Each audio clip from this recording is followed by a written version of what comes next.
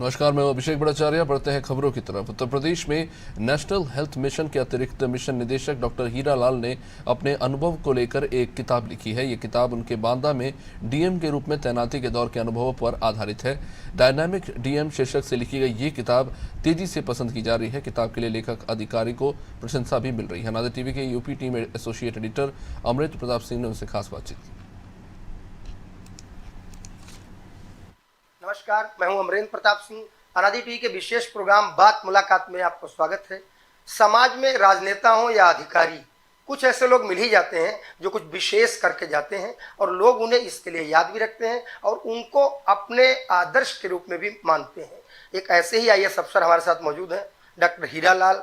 DM रहे हैं बांदा के, और बांदा में डीएम रहते हुए उन्होंने कुछ ऐसे काम किए जिसको लेकर उन्होंने एक पुस्तक लिखी है, और वो पुस्तक है डायनामिक डीएम।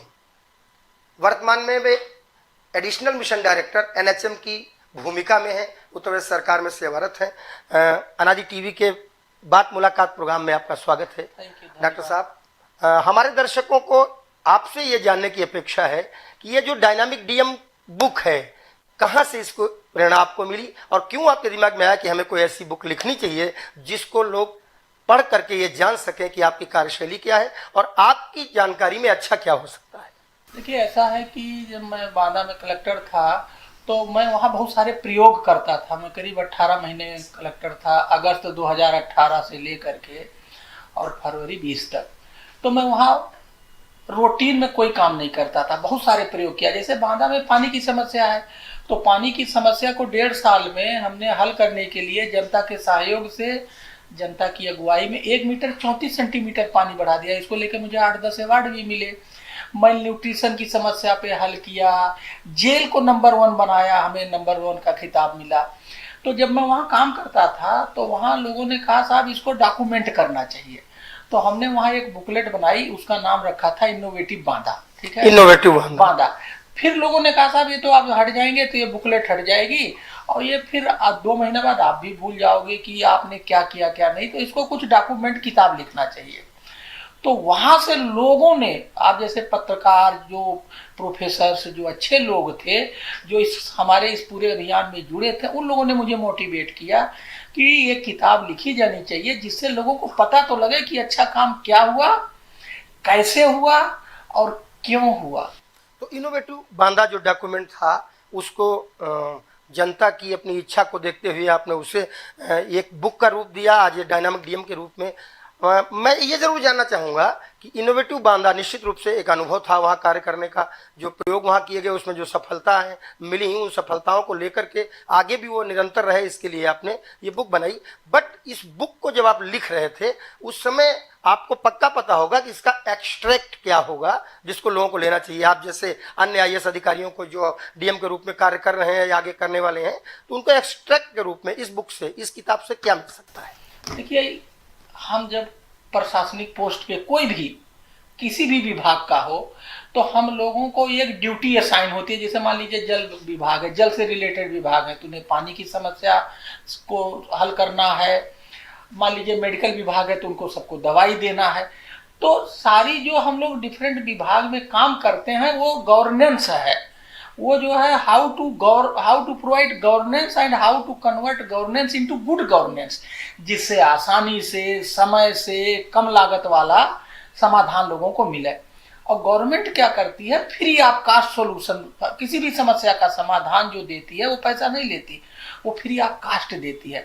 अगर लोगों को जब पता होगा तभी तो उस चीज से जुड़ेंगे और उसका फायदा लेंगे। और गवर्नेंस एक बहुत बड़ा इशू है, सब लोग परेशान रहते हैं गवर्नेंस खराब है और ये होना चाहिए। तो हमने वहाँ जो गवर्नेंस का तरीका अपनाया उसमें हमने जिला एडमिनिस्ट्रेशन की अगुवाई में कोई काम नहीं किया। हमने वहाँ जनता को मोटिवेट किया, जनता की लीडरशिप में काम किया, जनता आगे आगे और जिला प्रशासन पीछे पीछे। तो ये उससे क्या हुआ, जन सहभागिता वाला गवर्नेंस वहाँ हमने दिया। और जब जन सहभागिता वाला गवर्नेंस हुआ, जनता की अगुवाई में हुआ, जनता के द्वारा हुआ, जनता के सहायता से हुआ, तो लोगों ने उस चीज को ओन किया, ओनरशिप लिया।